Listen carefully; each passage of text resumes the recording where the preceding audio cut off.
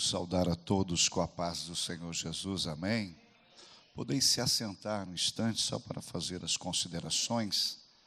Quero engrandecer a Deus por esta oportunidade de poder estar convosco, a primeira vez aqui em Sara, juntamente com minha esposa e minha filha, a convite do pastor André Mussini e também do presidente do campo, nosso amigo pastor Hebron. E eu quero louvar a Deus pela vida do servo do Senhor que nos recebeu com tanto carinho na sua casa ali, o pastor Dene, né, pastor Valdemir, juntamente com a sua esposa, a sua família. O tratamento daquele internacional quase, né, o Very Important Person, o VIP. E que Deus abençoe o corpo de obreiros que Deus tem levantado neste lugar, também pelo carinho e a receptividade de cada um de vocês. Nós viemos ali da cidade de Toledo e trazemos o abraço do nosso pastor presidente ali, pastor Silvio Ferreira Pimenta, também a toda a igreja do Senhor, amém? Então se coloque de pé agora, vamos à palavra. Eu pedia ao Senhor uma palavra rema específica para entregar à igreja, e o Senhor me levou ao Evangelho de Mateus, capítulo 7, versículos 6 ao 12. Também quero engrandecer a Deus pela família do pastor Hebron e do pastor André também, que estão neste campo. Evangelho de Mateus, capítulo de número 7, versículos 6 ao 12. Todos encontraram, amém? Também tem no telão para acompanhar. Diz assim: não deis aos cães, repita comigo assim em alto e bom som, o que é santo. E não lanceis ante aos porcos, diga comigo, as vossas pérolas, para que eles não as pisem e com os pés voltando-se vos dilacerem. Repita comigo, pedi e dá-se-vos-á. Buscai e achareis. Batei e abrir-se-vos-á. Prossigo, pois todo aquele que pede, recebe, o que busca, encontra, e a quem bate, abrir-se-lhe-á. Ou qual dentre vós é o homem que, se porventura o filho lhe pedir pão, lhe dará uma pedra? Ou se lhe pedir um peixe, lhe dará uma cobra, uma serpente? Ora, diga comigo, se vós, que sois maus, sabei dar boas dádivas aos vossos filhos, quanto mais o vosso Pai, que está nos céus, dará boas coisas aos que lhe pedirem. Tudo quanto, pois, quereis que os homens vos façam, diga comigo, fazei vós primeiro, porque esta é a lei e os profetas. Amém? Podeis se assentar. Há uma temática para esta quinta-feira sobre restauração. E eu creio que todos os irmãos que saíram dos seus lares e vieram à casa de Deus nesta noite, vieram com este propósito, com este objetivo de uma restauração em alguma área da sua vida. Alguns já vieram intercedendo, orando, apresentando ao Senhor a real necessidade de restauração. Alguns vieram pedindo, como já foi louvado aqui pela equipe de louvor, na pessoa do ministro, um milagre da parte do Senhor. E Deus, Ele é fiel para fazer muito mais do que aquilo que pedimos ou pensamos, diz a sua palavra. O Senhor me levara a uma reflexão nesta noite, para este culto, nesta temática de restauração sobre oração. E a oração é esta conversa com Deus, esse diálogo que nós temos e procuramos ter com Ele. A oração é diferente da reza, porque reza quer dizer repetir, e repetir muitas vezes aquilo que não está se sentindo. Eu vim do catolicismo romano e aprendi uma reza, uma oração muito linda, de Francisco de Assis, que diz assim: ó Pai, fazei de mim um instrumento de vossa paz. Onde houver ódio, que o leve o amor. E aí vai dizendo, onde houver falta de esperança, que o leve a esperança. Coisas lindas. Mas do que adianta fazer uma oração dessa sem sentir aquilo verdadeiramente diante de Deus? Deus quer que o diálogo seja um diálogo aberto, daquilo que realmente você está passando, daquilo que realmente você está vivendo, os problemas, as dificuldades, as lutas, as adversidades. E eu sei que tem pessoas nesta noite que já rasgaram o coração diante do Senhor, desde que pisaram neste tabernáculo. Tem pessoas aqui que já lançaram tudo aquilo que estão passando diante dele, e pode ter a certeza que nesta noite, pelo Espírito Santo e pela palavra, ele vai te visitar, e você não vai sair daqui da mesma maneira que você chegou. Quantos creem no poder desta palavra? Levante a mão e adore o nome do Senhor uma vez mais. Oração, diálogo para com Deus, algo extremamente necessário, algo que precisamos ter diariamente, mas algo que temos tanta luta, tantas fraquezas e tanta falta de desejo de fazer. Não é fácil orar, porque a oração ela está ligada a 3 dimensões. Diga comigo a dimensão da carne. Diga, a carne não quer orar. A carne não quer buscar Deus. Por isso que o apóstolo Paulo escreveu muito claro a respeito, em Gálatas 5, das obras da carne e as obras do Espírito. A carne faz luta, conflito diário. Você quer buscar a Deus, a carne não quer. A carne quer se alimentar, a carne quer fazer outra coisa. A carne quer zona de conforto, a carne quer descanso. Porque a oração muitas vezes é um sacrifício para fazermos diante do Senhor. A segunda dimensão da oração é a dimensão da alma. Diga, dimensão da alma. A alma quer conversar com Deus, ela quer falar, quer expor. E na visão do tabernáculo do céu, na representatividade terrena, depois que o sacerdote oferecia a carne, o sacrifício, lavava suas mãos na pia de bronze, os seus pés, entrava no lugar santo, ele entrava conversando com Deus. No lugar santo onde havia um menorá aceso, que representa Jesus, a luz do mundo. À sua direita a mesa com os pães da preposição, os pães asmos sem fermento, que representam a aliança de Deus com as 12 tribos de Israel. À frente o incensário, aonde a fumaça enchia o tabernáculo, o templo, e ele entrava conversando com Deus, expondo as necessidades do povo perante o Senhor, falando. A dimensão da alma é o momento onde nós expomos tudo aquilo que nós estamos passando. Só que a dimensão do Espírito, diga comigo, a dimensão do Espírito. Repita comigo, a dimensão do Espírito. Fala para a pessoa que está ao seu lado, Deus quer te levar à dimensão do Espírito.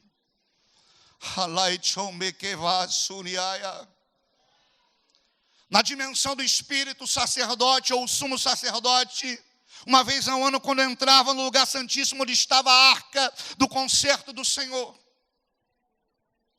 com uma representatividade da vara de Arão, que representa a justiça de Deus, uma amostra do maná, que representa o alimento que Deus alimentou o seu povo no deserto.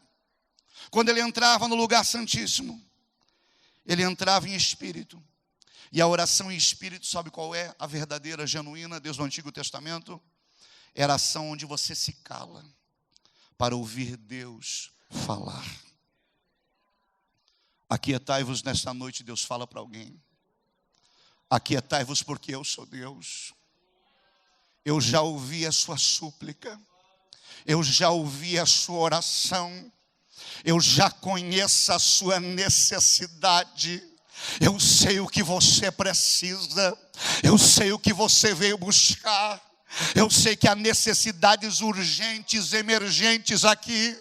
Eu sei que tem pessoas desesperadas aqui, mas diz o Senhor, aquietai-vos nesta noite, porque em espírito eu vou te responder, em espírito eu vou operar, em espírito algo eu vou fazer na sua vida.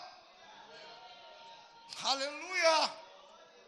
Xelebahayaçô. Jesus no seu ministério terreno, vindo como homem este mundo, o verbo encarnado, sendo 100% homem e 100% Deus. Ele ensinou os seus discípulos a orar. Chamou a atenção deles quando estavam cansados, indo ao monte, e dizia para eles: não conseguem comigo nem orar uma hora sequer, porque estavam cansados, a carne estava cansada, fatigada. Deus sabe das tuas fragilidades, Deus sabe do teu cansaço, Deus sabe da tua estafa, mas nesta noite diz o Senhor: eu vou te visitar com um desprendimento para você voltar a orar. Eu vou quebrar as cadeias que te impedem, eu vou romper, eu vou mortificar a carne, para que o meu espírito tenha plena liberdade de agir e operar. Aleluia. O contexto do texto que lemos, antes de Jesus falar sobre oração, ele traz uma reflexão exortativa a respeito das coisas sagradas. E ele chama a atenção referente a duas questões. E ele cita aqui duas classes, ou dois tipos de pessoas, ou classes de pessoas. E ele diz assim: olha, aquilo que é sagrado, aquilo que é santo, você não deve dar aos cães. Aquilo que você já tem recebido de Deus, as experiências que você tem com o Senhor, não é para falar para qualquer pessoa. Tem pessoa como o cão, que vai jogar para fora, vai zombar. Tem pessoa como o cão, que vai tirar sarro, como diz, vai zombar de você. Mas quem é espiritual, a Bíblia diz que discerne tudo, e sabe o que é santo, sabe o que é sagrado. Ele coloca outra classe dizendo assim: olha, você também não pode lançar aos porcos as vossas pérolas, aquilo de precioso que você já tem recebido da parte do Senhor. Porque o porco come e vomita aquilo que comeu, volta a comer novamente e vomita novamente, se for necessário, pisa, dilacera com aquilo que é precioso. Tem pessoas que não dá para compartilhar a respeito das coisas de Deus, a não ser no momento que o Espírito Santo toca de nós compartilharmos. Representa que o Evangelho para muitas pessoas é algo que está num balaio com respeito, com muito temor e tremor diante da palavra e do Espírito, numa loja de R$1,99, não. Aquilo que é de Deus é muito sagrado, é muito santo, é muito poderoso. Aquilo que nós já temos recebido de Deus não foi uma religião que nos deu, mas foi o próprio Espírito. Aquilo que o Senhor já tem feito na nossa vida não foi uma religião, por mais que nós precisamos estar numa casa de oração como essa, aqui nos ordena a bênção e a vida, mas foi Deus que nos deu. Aleluia.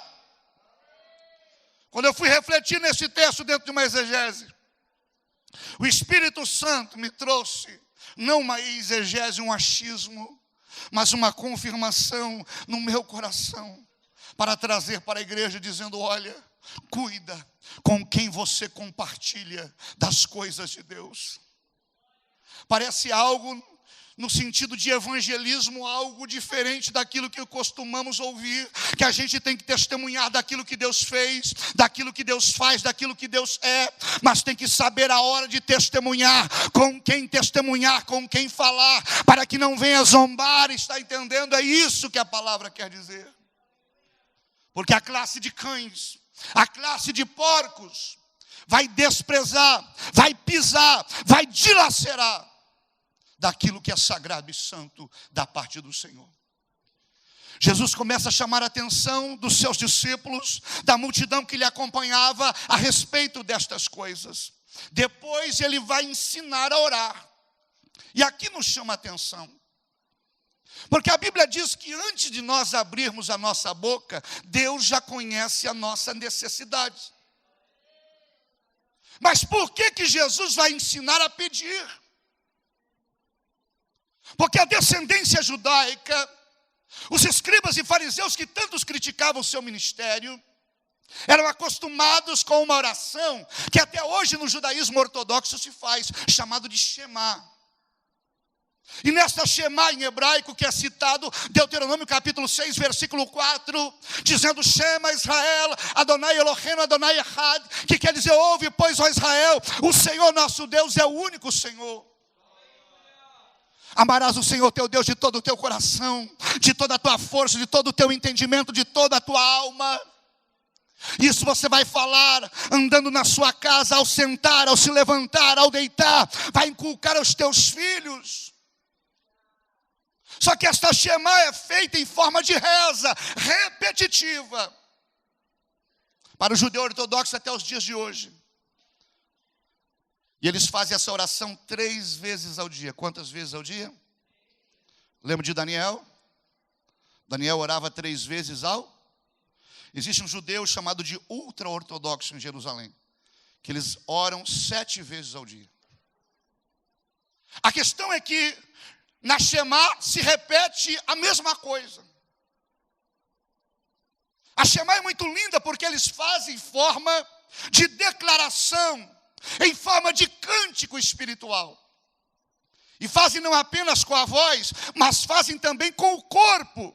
Muitos diante do muro das lamentações em Jerusalém, declarando com a boca e com o corpo: Shema Israel, Adonai Eloheinu, Adonai Echad. A questão é que Jesus, conhecendo isso, ele vai ensinar algo diferente da Shema. E existe uma outra oração judaica, na Kavaná, que é a devoção, que é chamado de clamor. Diga comigo, clamor. Diga, o clamor é diferente da Shema. Sabe como que é o clamor? Jeremias 33:3, o link, o telefone do céu, quando o Senhor chama a atenção de Jeremias, Jesus chama a atenção de Jeremias para deixar de fazer a Shema e clamar a Ele. Ele diz, Jeremias, clama a mim. E como que se clama no judaísmo? Sabe como que se clama? Primeiro, se tira as vestes normais. Alguns rasgam as vestes em humilhação diante do Deus Todo-Poderoso. Sabe que é tirar as vestes, rasgar as vestes e colocar de pano de saco é humilhação do ego. Tem momentos que Deus quer que a gente desça do nosso ego, para que Ele possa ouvir o clamor, a oração. Tem momentos que Ele quer que a gente pare de repetir a mesma coisa como o judeu faz, com todo respeito a eles. Tem momentos que Deus quer que a gente rasgue não a veste, mas o nosso coração para Ele, para que Ele possa ouvir. E no clamor, além de tirar as vestes naturais, se vestir de pano de saco, eles tinham que dobrar o joelho, porque a Shema normalmente era feita de pé. Pergunta para a pessoa que está ao seu lado, diga assim, quanto tempo faz que você não dobra o joelho? Deus está falando aqui nesta noite. Quanto tempo faz que você não reverencia mais o teu Deus de joelho? Lembra que Jesus ensinou? Tem momentos que a gente tem que entrar no nosso quarto, e a palavra grega ali não é o quarto nosso, é o quarto da bagunça. Olhar para a nossa vida toda bagunçada, dobrar o joelho e clamar em secreto. Porque em secreto lá na casa mesmo Ele ouve e também responde. Depois de rasgar as vestes, alguns chegam a deitar no chão. Sabe o que tem que se fazer? Diga comigo, colocar a boca no pó. Pergunta para a pessoa que está ao seu lado, quanto tempo faz que você não coloca a boca mais no pó? Está escrito, coloque a tua boca no pó. Quem sabe ainda há esperança. Quem sabe ainda há saída. Quem sabe ainda tem jeito para a tua história. Terceiro, depois de rasgar as vestes, colocar a boca no pó, tinha que orar, não em voz baixa. Porque tem gente até na igreja pentecostal hoje que não gosta de barulho. Barulho não traz a presença, mas a unção de Deus move com barulho. Sabe o que tinha que fazer? Com a boca no pó, gemer, gritar, como uma mulher que sente dores de parto. Aí se cumpre o que está escrito, que um coração contrito e humilhado jamais o Senhor desprezará. Um coração contrito e humilhado, a boca no pó, Ele responde o clamor. Aleluia. Deus está falando aqui nesta noite. Alaya canto ramahai. Aleluia. Mas a nossa ética, a nossa etiqueta religiosa, às vezes não define mais esse certo tipo de coisa. Jesus então vai ensinar a orar. E ele diz assim, quando você for pedir, eu entendo aqui que nesse pedir não é uma chamar, é uma kavaná, a boca no pó. Quando você for pedir, você vai receber. Quando você for buscar, você vai encontrar. E quando você bater na porta, a porta vai se abrir. Aleluia. Aleluia. Aleluia. O Pai já é nosso. O pão já é nosso. O reino está conosco. É tomar posse, é isso que Ele quer ensinar. Aquilo que nos é de direito já é nosso. As coisas não visíveis no mundo espiritual, elas se materializam do kairós de Deus para o nosso cronos, para o nosso tempo físico e real que estamos vivendo de presente. Jesus então vai ensinar. E por que a gente pede e não recebe muitas vezes? A palavra nos exorta também quanto a isso.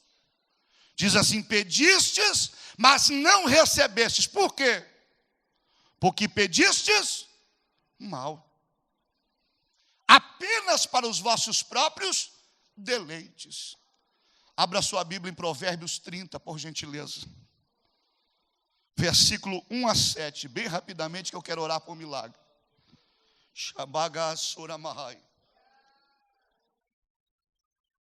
Provérbios 30.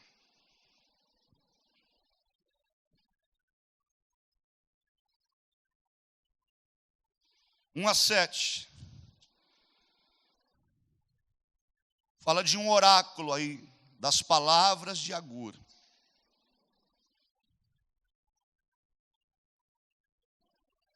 Provérbios 30, amém? Diz assim, eu vou ler, você acompanha. Palavras de Agur, filho de Jaque de Massá. Disse o homem, olha o que ele diz. Fatiguei-me, ó Deus, estou cansado. Fatiguei-me e estou exausto. Porque sou demasiadamente estúpido para ser homem. Não tenho inteligência de homem. Não aprendi a sabedoria e nem tenho conhecimento do santo. Mas olha o versículo 4, um homem tão bruto, sem sapiência humana, como que diz isso aqui? Quem subiu ao céu e desceu, quem encerrou os ventos nos seus punhos, quem amarrou as águas na sua roupa, quem estabeleceu todas as extremidades da terra. Qual é o seu nome, qual o nome do seu filho, se é que o sabes? Falando de Jesus 1000 anos antes de Jesus vir a esse mundo. Toda a palavra de Deus é pura, e ela é escudo para os que nele confiam. Nada acrescentes às suas palavras, para que não te repreendas e sejas achado mentiroso. duas coisas peço ao Senhor. Quantas coisas? Não me negues antes que eu morra. Primeiro, diga comigo, afasta de mim a falsidade e a mentira. Não me des nem a pobreza e nem a riqueza. Dá-me apenas do pão que me for necessário. Aí ele responde a Deus dizendo, para não suceder que estando eu farto te negue, e diga quem é o Senhor, ou que empobrecido venha furtar, e profane o nome de Deus. Este homem faz dois pedidos ao Senhor depois de desabafar quem verdadeiramente ele era. Só que a Bíblia está escrito nela que eu não posso, e nem você, acrescentar nada além daquilo que está escrito. Esse homem pede apenas a porção cotidiana, nem de mais e nem de menos. E ele mesmo responde para Deus, porque se o Senhor me der de mais, eu vou me esquecer do Senhor. Mas se o Senhor me der de menos, eu posso vir a roubar, furtar e também envergonhar o teu nome. Mas não está escrito aqui que Deus concedeu o que Agur tinha pedido. Tem gente pedindo apenas para si, como Agur. Como que tendo apenas para si você vai poder estender a mão para alguém? Pedido egocêntrico. Halabacanto naravácia. Vai para 1 Crônicas agora, capítulo 4, versículos 9 e 10, para encerrarmos a mensagem, por gentileza. 1 Crônicas, capítulo 4, versículos 9 e 10. Essa genealogia é parada da descendência de Judá para falar de um homem destacado, diferente dos seus irmãos. Um homem a qual um pastor norte-americano chegou a escrever um livro a respeito desta oração. Pastor Bruce Wilkerson, chamado A Oração de Jabes. Capítulo 4, versículos 9 e 10. Quantos encontraram? Amém? Diz assim: foi Jabes mais ilustre, destacado do que os seus irmãos. Sua mãe chamou-lhe Jabes, dizendo, porque com dores o dei à luz. Jabes, tem Bíblia que diz invocou, e a outra está clamou ao Deus de Israel, dizendo, não foi uma shemá não, foi uma oração de invocação, um clamor. Ó, tomara que me abençoes e me alargue as fronteiras, que seja comigo a tua mão, e me preserves do mal, de modo que eu não me sobrevenha aflição. Ele faz 4 pedidos aqui. E o que está escrito no final do versículo? E Deus lhe concedeu o que ele tinha pedido. Mais ousado do que Agur, diferenciado dos seus irmãos, poderia ter uma síndrome do seu nome que significava sofrimento ou dor, Jabes, mas quando ele faz a sua oração de clamor, de invocação, boca no pó, gemeu na presença do Senhor, pediu que Deus lhe abençoasse muito, alargasse as fronteiras, lhe guardasse de todo mal e da aflição deste mundo que sofre sem Deus ou se queixa por causa da consequência dos seus pecados. E a Bíblia diz que Deus concedeu o que ele tinha pedido. Se coloque de pé.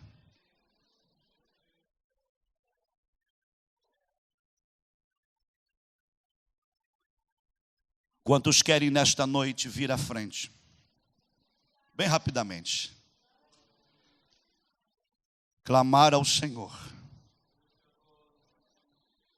Pedir a Deus que mude a sua história.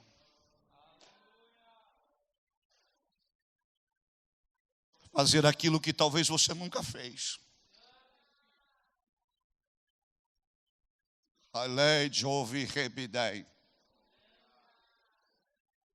Deus ainda muda a história. Deus ainda opera milagre. Pode ser o milagre de novo, aquele último? Pode ser? Amém? O primeiro, tanto faz. Amém?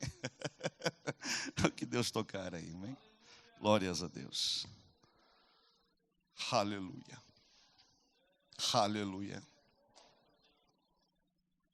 Você que está aqui na frente, olhe para mim. Está disposto a dobrar o seu joelho aí? Então dobre, eu vou dobrar com você.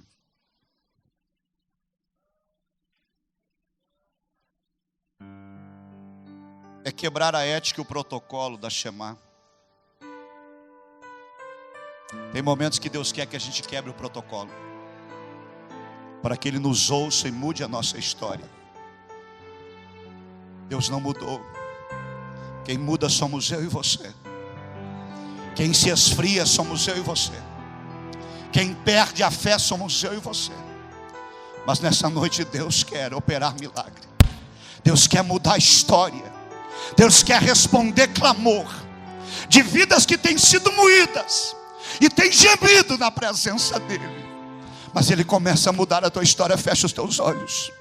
Eterno Deus e soberano Pai, é diante do teu altar que estamos, nos humilhando nesta noite, em forma de clamor, porque a tua palavra diz que tudo o que pedirmos, nós devemos receber.